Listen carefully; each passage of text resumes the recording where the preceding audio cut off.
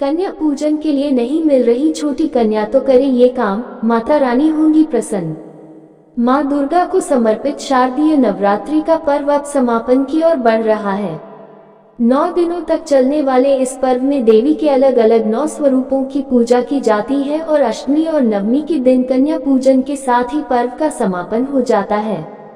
नवरात्रि में इस कन्या पूजन का विशेष महत्व है। कहते हैं कि नवरात्रि का पूजन और व्रत तभी सफल माने जाते हैं जब कन्या पूजन किया जाता है। ऐसे में श्रद्धालु अष्टमी या नवमी तिथि पर अपने घर छोटी छोटी कन्याओं को भोज कराते हैं और उन्हें भेंट देकर विदा करते हैं। हालांकि हर जगह छोटी कन्याएं मिलना काफी मुश्किल होता है। अगर आपके आसपास भी पूजा के लिए छोटी कन्याएं नहीं मिल रही हैं, तो इन बातों को ध्यान में रखकर आप कन्या पूजन कर सकते हैं। मंदिर में भी कर सकते हैं कन्या पूजन। अगर आपके आसपास कन्या पूजन के लिए छोटी बच्चियों नहीं मिल रही है, तो आप मंदिर जाकर भी कन्या पूजन कर सकते हैं। मंदिर के आसपास अक्सर गरीब और जरूरतमंद लोग दिख जाते हैं। माता रानी का प्रसाद आप इन लोगों में बांट सकते हैं। कोशिश करें कि जरूरतमंद बच्चों को भरपेट भोजन कराएं और भेंट देकर अपना कन्या पूजन संपन्न करें। घर की महिलाओं का पूजन। यूं तो सिर्फ छोटी कन्याओं को ही कन्या पूजन में शामिल करने का विधान है, लेकिन अगर किसी वजह से आपको छोटी कन्या नहीं मिल रही है, तो आप अपने घर की महिलाओं का पूजन भी कर सकते हैं। देवी का वास हर एक नारी में होता है, वो आपकी माँ हो, पत्नी हो, बेटी हो या फिर कोई और रिश्तेदार।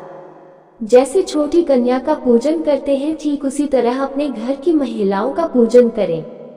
इससे आपको वही फल प्राप्त होगा जो छोटी कन्या के पूजन से होता है। कर सकते हैं ये काम। कई बार आसपास छोटी कन्या होती तो है, लेकिन अक्सर स्कूल जाने की वजह से वो नहीं आ पाती। ऐसे में आप उनके घर जाकर भी प्रसाद देकर आ सकते हैं। एक थाली में सारा प्रसाद और दान दक्षिणा रख लें और कन्या को उसके घर जाकर दे आएं। इसके अलावा कई बार ठीक समय पर कन्या नहीं मिल पाती। ऐसे में आप सूखा प्रसाद बनाकर रख सकते हैं जो जल्दी खराब ना हो। इसके बाद जब भी आपको कन्या मिले तो उन्हें ये प्रसाद दे सकते हैं। आपके लिए काम कर रहे लोगों के बच्चों को करें शामिल। कन्या पूजन के लिए हम अक्सर आस पड़ोस के बच्चों पर ही ध्यान देते हैं। ज्यादा से ज्यादा किसी खास रिश्तेदार के बच्चे को भोज के लिए बुला लेते हैं।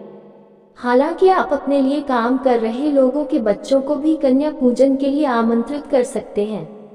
जैसे आपके घर में अगर कोई हाउस हेल्प है, ड्राइवर है, कॉलोनी के गार्ड और बाकी लोग जो आपके लिए काम कर रहे हैं, उनके बच्चों को, खासतौर से लड़कियों को आप कन्या पूजन में शामिल कर सकते हैं।